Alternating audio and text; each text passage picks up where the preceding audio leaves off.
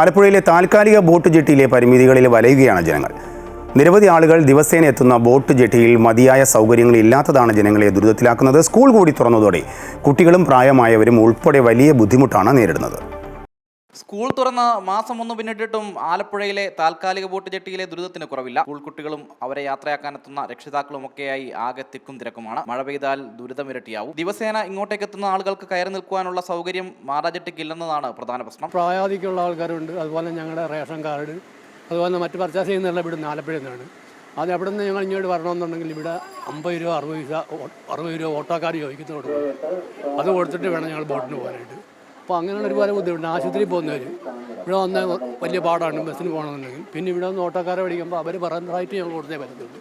അതിനുള്ള ബുദ്ധിമുട്ടാണ്. പിന്നെ അതല്ല വെച്ചിട്ട് ചെറുപ്പക്കാരാണെങ്കിൽ ഈ സാധനമൊക്കെ കൈ തൂക്കി പിടിച്ചിട്ട് വരിക എന്ന് പറഞ്ഞാൽ വലിയ ബുദ്ധിമുട്ടാണ്. അങ്ങനെ ഒരുപാട് ബുദ്ധിമുട്ടുകൾ ഞങ്ങൾക്കുണ്ട്. ജില്ലാ കോടതി പാലത്തിന്റെ നവീകരണ പ്രവർത്തനങ്ങളുടെ ഭാഗമായാണ് ആലപ്പുഴ ബോട്ട് ജെട്ടിയും സ്റ്റേഷൻ മാസ്റ്ററുടെ ഓഫീസ് കെട്ടിടവും പൊളിച്ചു മാറ്റിയത്. മാതാ ജെട്ടിയിൽ പകരം സംവിധാനം ഏർപ്പെടുത്തുകയും ചെയ്തു. പരിമിതമായ സ്ഥലത്താണ് ഇപ്പോൾ ജെട്ടി പ്രവർത്തിക്കുന്നത്. ഒരേ സമയം ഒരു ബോട്ട് മാത്രമേ അടുപ്പിക്കാനാവൂ. ഇതുകാരണം പുറകെ വരുന്ന ബോട്ടിലെ യാത്രക്കാർ മറ്റു ബോട്ടുകളിൽ കയറി ഇറങ്ങി വേണം കരയ്ക്കെത്താൻ. ബോട്ട് വരാനാണെങ്കിൽ ബോട്ട് അടുക്കത്തില്ല, വലിയ പാട്, തിരിക്കാൻ പറ്റത്തില്ല. എന്തുകൊണ്ടും ഞങ്ങൾക്ക് ബുദ്ധിമുട്ട് തന്നെ ഇവിടെ ഈ ബോട്ട് ജെട്ടി. പിന്നെ നമ്മൾ പോണ്, അല്ല എന്ത് ചെയ്യാൻ പറ്റും. ബോട്ട് സർവീസിനെ മാത്രം ആശ്രയിച്ച് നിരവധി വിദ്യാർത്ഥികളും അധ്യാപകരും നഗരത്തിലെത്തുന്നുണ്ട്.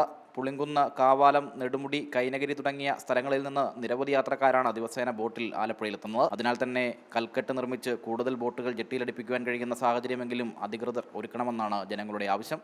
അമൃത ന്യൂസ്, ആലപ്പുഴ.